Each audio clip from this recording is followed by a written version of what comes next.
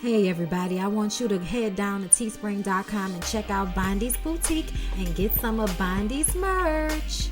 Hey everybody, it's your girl Bondy Blue and I am back for another love and hip hop review. Before we get into it, you guys, I want to remind y'all to check out Soapy Luv. It is down below in the description box. Handmade soaps, just very carefully crafted by a New Orleans lady, okay? Please get into it down below in the description box, as well as Scentbird, I smell good, bitch. Okay, check down below and get a discount on your first month service of Scentbird, all right? And also, get you some. Like I got head and move, bitch. Anyway, y'all know what I'm trying to say. Get down below and support the businesses. Thank you, and let's continue on. Love and hip hop. So Kirk is at the Frost Bistro. And he says, regardless of the fact that Rashida feeling some type of way about the way he may or may not have described her to Jasmine, when it comes to the business, it's always about the bag. And I'm like, obviously, Kirk, I feel like you would have left Rashida by now if it wasn't for the fact that she is a money maker. Okay? Rashida ain't nothing but another Candy, just on a lower level. Jock comes in and tells him how Kendra then left and went to a hotel after everything that had transpired with all the rumors of Jock and his infidelities. Scrappy comes in as well, and he didn't had a whole bunch of issues this past weekend at E-Money birthday party. On the other side of town, Carly, Erica, Rashida, Miss Charlene, and Kelly, who is Kirk's baby mama, the one who Kelsey and Kirk Jr. belong to, is there. She and Rashida are actually very close friends, and they're there so that they can all discuss the mother-daughter dinner that they are having. Erica tells them that she won't be there because they're inducing labor on Wednesday, which is, around the time that they're having the dinner. And then she tells them about E-Money's birthday party and how the grandmas got into it. From what she understands, Bambi's mama, Cece, walked in and then looked her mama up and down and said, I'm here, like on some rah-rah shit, which resulted in an altercation. And Erica goes over to Cece and takes her to the side and asks her what the issue is and why she said something to her mom. And Cece said that she didn't say anything to Erica's mom. So she says, look, it's about E-Money. Can we just keep it about E-Money? But before that conversation could be done with, Scrappy comes running over telling Erica that you don't know her like that, and if you need to talk to somebody, you need to talk to me. Now, I don't know how I feel about that. I almost feel like I agree with Scrappy, and I feel like from Scrappy's point of view, he was right in feeling like he needed to interject because they don't know each other, and he didn't want Bambi to get upset either. So I think that he was trying to interject with the hopes that he would diffuse the situation, but it actually ended up making the situation worse. Because he gets upset and starts screaming and howling from what Erica says, and then E-Money runs into the bathroom crying, and she's upset now. And it basically just kind of ruined E-Money's 14th birthday party. From Scrappy's point of view, he says that he's just frustrated with the way these grown-ass women can't seem to get along. Like, he's just tired of dealing with this. And he told Mama D that he done. And Mama D was like, what did I do? I believe that she and Erica's mama was standing there talking when Cece comes over. And now, Mama D is upset, but Mama D didn't start it. So Jock tells Scrappy that you can't just be done with your mama like that, bro. You need to go and talk to Mama D and just fix that situation because it would be better for everybody involved. Jock says that he thought he was about to propose to Kendra, but she's moved out since, Carly and Grandma Jaws then put all of the, the business in the streets, and they talking about he messed with Sharonda, and, he just has to deal with this situation with Kendra. This is not the way he saw it going. Jock says that Carly says she got the information from Sharonda, but that wasn't true. She got it from Shekinah, and she did say that, but I think Jock might have got it twist up or whatever. But either way, he is tired of people trying to fuck up his happy home, okay, with all of this old shit. Carly asked Rashida who's being invited to the mother-daughter dinner because she don't want to be there for no foolishness. I said, that's some bullshit. You want to know so you can bring the foolishness. And Rashida does confirm that, as Carly calls her, Miss Doodoo will be there with her daughters because her daughters are very successful and she's raised them very well and she's a great example of a mother. So Rashida definitely plans on inviting Pooh and her daughters to the mother-daughter dinner. Jock calls a meeting with all of the players involved in this telephone game that they've been playing with Jock's life, okay? And to me, I find that everybody in the room is fucking problematic, including Jock. Because I think that sometimes when people have reputations, regardless to what the status quo is, Jock is seen as a hoe by women. So even when he's not doing anything wrong, most people are going to believe that he is because of his past and the way he has flirted and hoed around and cheated on all of these women. So now, like the chickens are coming home to roost, Jock. You can't be this dick your whole life. And then when you finally decide to settle down with somebody, everybody's coming for you because of your past. And this is why I tell people all the time, y'all think that karma ain't real, but it is. I feel like in general, Jock brought this on himself, but I still understand where he's coming from. Let him and Kendra have their relationship. Carly, Grandma Jaws, Sharonda, Shekinah should have nothing to say about anything that Jock is doing, especially since none of them have evidence that he's done anything to cheat on Kendra. Like, they don't have any real evidence. They just talking shit. So we got to go down the line of how it happened. Because Jock said as a man, he don't understand how they be transferring information, but somebody needs to explain how this happened. And Shekinah jumps up first and says, all right, I'm going to admit I say something to Carly, okay? But I told Carly not to tell Kendra. And Carly says, I didn't tell Kendra. I don't even have her number. Grandma Jaws pipes up and says that she got the information from Carly and then she fed it to Kendra. Shekinah says, at the end of the day, all of this came from Sharonda's ass. Sharonda says that Jock flirts with all of the stylists, and he's like, who? Can you tell me specifically who? Which she cannot. And Grandma Jaws chimes in and says, come on, Jock, you flirt with everybody. And Jock is getting really upset, because at this point, what the fuck does it even matter? You as my baby mama should not be taking my shit over to her and talking to her about it. We got kids together, bitch. Where is the loyalty? Carly says, are you fucking the stylist or not? And as soon as Jock says he's not, she gets up and begins to walk away because she didn't heard all she needed to hear. And child, Mo might fuck her up a little bit more if she sit in the scene too long with Jock. So she's trying to get her purse and get on up out of there. Y'all, word on the curb is that Mo really is abusing Carly. Just letting y'all know. So everybody's going back and forth, and Jock walks away, grabs something, and throws it so hard that he almost tripped over it. And Sharonda is screaming and howling about how you hurt me and you betrayed me and I can't believe you did me like this. And I'm like, Sharonda, what are you talking about? Did you and Jock smash or not? Because that's how you acting. I do not understand. I don't think Jock had sex with Sharonda, because if he had, I think that Sharonda would have put it out there already. She would have said what it was, but she didn't. Jock says, you know what? Carly was already out the door. You get out, and I'm done with you. I'm closing this shop down. And she thought, why would you do that? They're going back and forth. Security comes in. Shekinah trying to play security. Shekinah, the crazy 88s, as my girl Roxanne would say, got this. Go sit your ass down, okay? Jock ended up knocking her ass over, and she just fell over like roly-poly-oly. I said, bitch, no, you did not fall over and kind of like bend back. I was not prepared for that fall, y'all. Of course, Jock says, I'm sorry, Shekinah, and helps her up. Jock feels like Shekinah is the only one that is in some way on his side in this situation and admitting to the bullshit. And she is. Like, you can't even be mad with Shekinah after this. Jock is throwing water at Sharonda, and I'm like, Jock, why you let them take you out of character?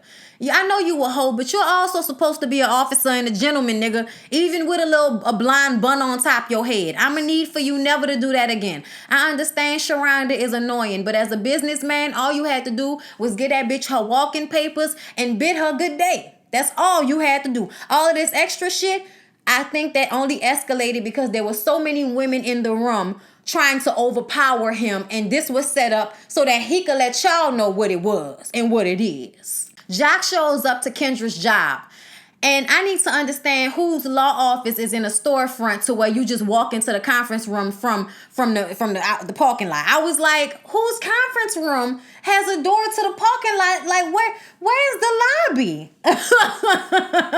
Like, where's the receptionist? I was so confused about that layout. But she goes outside and all of the people are making faces like, It's like, y'all know good and goddamn well that the cameras was there. They had to come in and get the okay anyway. Don't sit up here and act like y'all didn't know. So Jock takes her outside. She's like, oh my God, Jacel, this is not the time for this.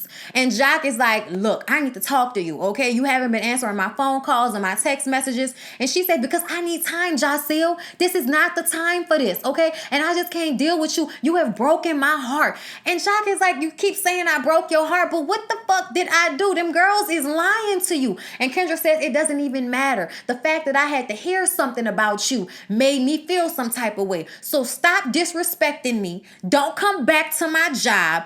I'll talk to you when I'm ready to talk to you. So she sent Jacel on his way. Him and his little bun had to go on back to the car. And I was like, Jock gonna cry in the car. Between the anger and the fear of losing the best thing he's ever had in the form of a vagina. Yeah, Jock is upset. So let's go over to Tokyo. Tokyo says that, with everything that's been going on and, of course, with this dinner that they have, and she decided to bring her mom into town, and her mom is in there cleaning up. Y'all, at first when her mama was talking, I said, damn, she sounded like my Auntie Toki. Like, she sounded just like my Auntie Toki when she was talking. Same, type of tone of voice. And the way she was talking to her. But she cleaning up her place. And did y'all notice that really colorful mural that was on top of her sofa? My friend Kentrice actually did that work. I'm going to put Kentrice's Instagram right here. And you guys go and follow Kentrice. She's a really, really, really dope artist. I always be shouting out my Eastern girls. Kentrice is one of my Eastern girls. A lot of my Eastern girls are doing their thing out here. Like, my prep girls too. Don't get me wrong. My prep girls too. But my Eastern girls, they've been doing a lot out here lately, and I'm just proud. And Kentrice is one of them. And I thought, when that was, maybe like a week or two ago, when she posted the picture, and I was like, that was dope. So yeah, y'all go follow my friend. Tokyo's mom wants Tokyo to reach out more. She feels like they're not spending enough time together, and she's not talking to them about whatever her issues are. And she's still having a hard time with her grandmother passing away. And it's just been real difficult for Tokyo recently. But her mom lets her know that she loves her, and regardless to her not wanting to call her with negativity, she's still her family and she's there for her. And she makes her promise that she gonna, talk to her and be there. They also discuss Tokyo having a problem with her biological father not being there and feeling unwanted. And her mom explains that she got that backwards too. That's not what happened. They were in love, but he had to go back to Africa.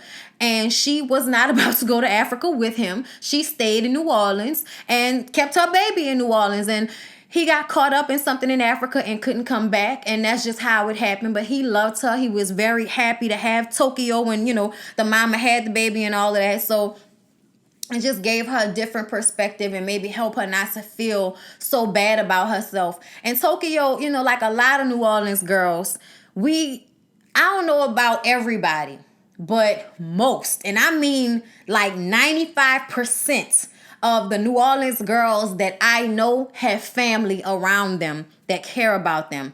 And no matter how they might be going through it, even if they feel like they can't lean on their family, they should, because they there. And Tokyo is one of those people. Even though you don't have your bio dad there, which a lot of girls don't, you still got your mama, you still got your stepdaddy, you still have people in your life that love you. And it's important to focus on that instead of feeling depressed because of the people who are gone. Grieve, of course. And I think the fact that she hasn't had a chance to grieve for her grandmother is a part of the problem, and that she definitely needs to take time to do that, but just don't isolate yourself, So y'all, Scrappy takes it over to Mama D's house to talk to her. And Mama D's explanation on what happened at E-Money's birthday party is the same thing as Erica, which is that Cece came over there like, I'm here, bitch, like I'm here. And Mama D was like, I can't stand that bitch. She started it. And Scrappy is like, look, at the end of the day, Cece is my family too, and you don't seem to understand it. And I'm starting to get stressed out and feel like y'all want to argue. Y'all the grandmothers, and y'all sitting up here arguing instead of being there for us. Like, what about me, ma? I'm going through a lot right now. And he brings up his homeboy Casino and the fact that they got in that car accident, and his life has forever been changed since that. And even though he's been kind of in his own little world with his family, he's feeling the need to go and reach out to his friend Casino, because word on the curb is that he just left son out here destitute when he was hurt more than Scrappy was in his car accident.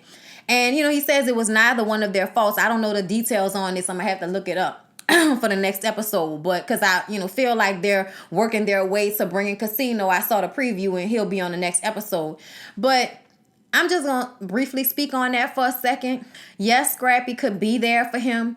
But Scrappy has a new wife and a new baby and a family dynamic to work through, his own leg issues. What was Scrappy supposed to be doing that he didn't do for his friend Casino? Because I'm not sure. But what I'm saying is, in most people's lives, when something like that happens to them, they kind of cling to the inner circle of family, Mama D says she do care and she do love him, okay? Nobody love him like she love him, but Scrappy pissed off, so he just walks out her house, basically feeling like ain't nobody caring or worrying about what he going through right now. So Erica is getting ready for the coming of her twins, y'all.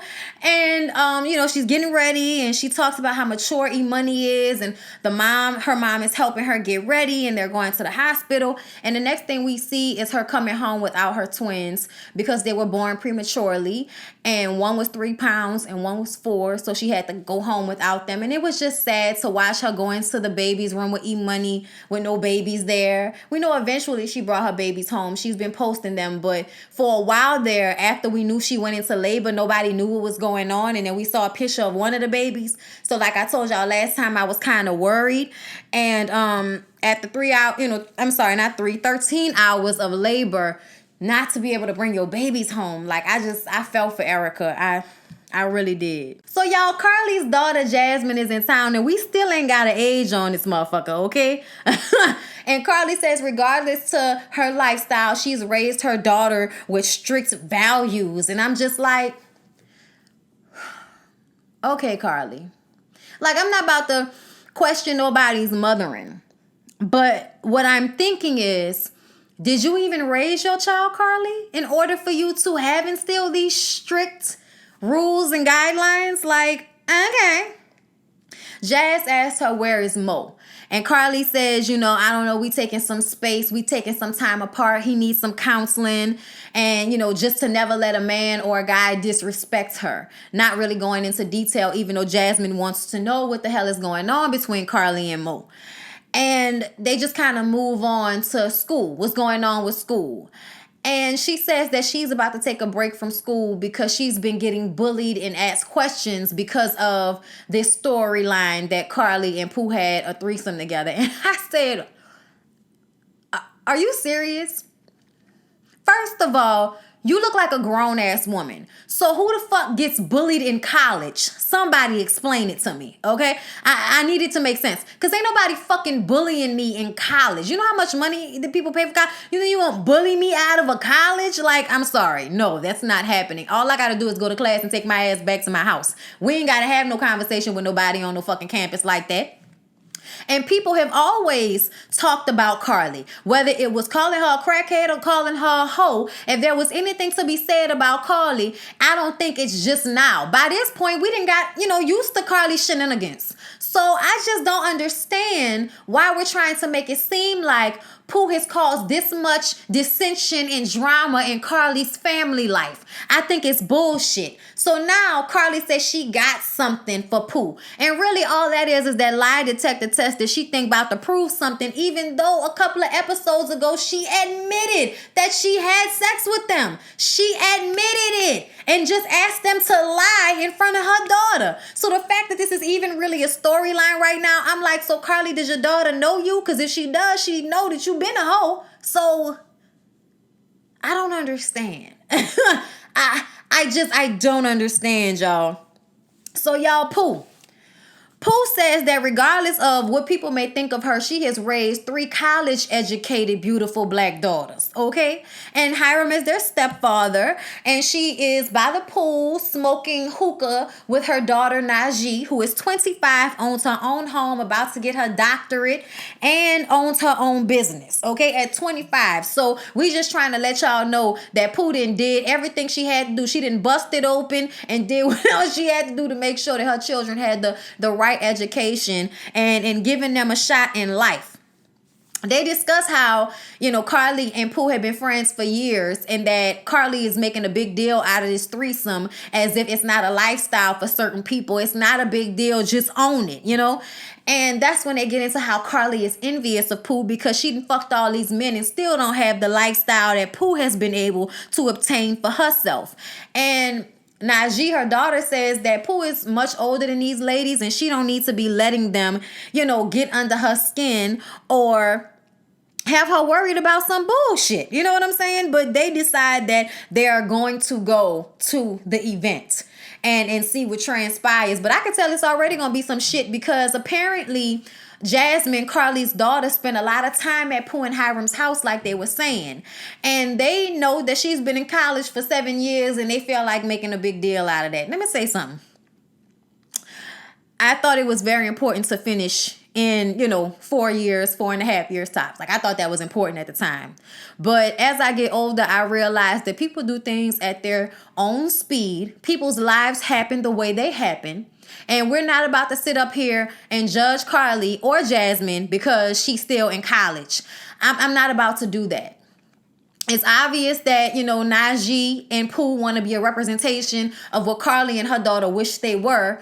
But at the end of the day, no, I'm not doing that, okay? Y'all look like y'all about to show up to start some shit. So Rashida has her mama-daughter dinner. And she's talking to Mama D, saying that they should, talk later about the E-Money birthday party so we can tell that shit ain't over. Mama D's daughter is there as well. We don't really get to see a lot of her. And then Rashida, she's proud of herself. It's a beautiful event. They done laid it out all nice. Shekinah is hosting. And everybody has to go around the room saying something nice about their mom, something nice about their daughter. And, a lot of it is, oh, you gave me strength and you taught me how to be a woman. And, you showed me all the love and support, all of it is that. And then we get to Najee, who gets on the mic and basically says, I've done this and I've done that in my college, in my business, in my home. And it's all because my mom was just such a fantastic mom. And it was shady. And the way Shekinah came and took the mic and said that was nice and rehearsed. I said no. I love Shekinah, okay? Shekinah clocked the fucker. Y'all know I ain't really like Shekinah, but Love and Hip Hop that made me like Shekinah. Shekinah clocked the shit out there. That very rehearsed bullshit, and Carly with them. I'm sorry, not Carly. And Pooh with them fake ass tears and all of that. I just was like, go ahead with this, okay? Even though I feel like Shekinah is being biased to Carly, I still felt like it was very rehearsed and fake what Pooh and Najee had going on over there. So the whole time, Carly and Jasmine are sitting at their table and Jasmine is rolling her eyes and shit. So Jasmine gets on the mic next and talks about how much she loves her mom and how much Carly has, provided her with a good lifestyle and how strict she was and all of this. And then Carly says that she shelters Jasmine and that Jasmine quitting school, is an issue for her, because of her being teased about all of the stuff that's being said about this threesome. And Shekinah is like, girl, you need to take your ass back to school ASAP. I don't want to hear that. And I just kind of feel like the fact that they really making it seem like this girl not going to school because Carly's fucking people is just ridiculous to me. Carly has been fucking people her daughter's age, and this is when the problem starts. When she had the threesome with 2 other grown-ass people that are closer to her age than half of the men she done been dating these past couple of years. Child, go on somewhere with that. Like, I'm just not subscribing to that. So Carly then says that, she takes the mic and says, because of everything that's been said, I took a lie detector test and I came back with the proof It's all lies. And she holds up the paper. It's all lies, you guys. It's all lies. And I said, bitch, what in the news conference Tyler Perry play is going on here? If you don't get out of my fucking face with this, Carly acting like she crying and shit. Y'all, I am going to sympathize with Carly when it comes to Mo. But this shit right here is working on my nerves. Somebody said they think that she's trying so hard to lie about this because she's afraid of Mo. And I think that's not true because it's already come out. Mo done already said that he not worrying about that. Why are you still discussing it? You know what I'm saying? This is for a fucking storyline. So please stop acting like this part of the story is real because it's not. Carly admitted to what she did with them and said that it was in the past and that her man didn't care about it anymore. So why did you bring the lie detector paper? You know, that's a full little document. Like, what did they ask you? That lie detector test proves nothing. It proves nothing. And it was just stupid the way she was saying, this is it right here, you guys. And I was just like, I can't stand her. And Pooh stands up and says, a lie detector test for what? And it's like, Pooh, you know exactly what the fuck the lie detector test was for. So that's when Jasmine drops the mic and decides to start rushing over to try to fight Pooh. And then security jumps in. And then we see Pooh and her daughter trying to get through. And it is a hot ass mess. Carly's crying and she goes and grabs her daughter who's trying to fight. And I'm just like, are you serious right now? What the fuck are you crying for right now, Carly? I just cannot. They push Pooh and her daughter out the door, but not before her daughter can scream about, bitch, it takes 4 years to graduate. Why are you still in college? I thought that shit was funny, but I still feel like, girl, please, you ain't about to make me feel no type of way about somebody because they spent an extra couple of years in college. Bitch, however long it takes, just get here if you can. But yeah, y'all, that was Love and Hip Hop Atlanta. Please don't forget to like, comment, and subscribe to my channel if you have not already. I love y'all, and I'll see y'all in the next.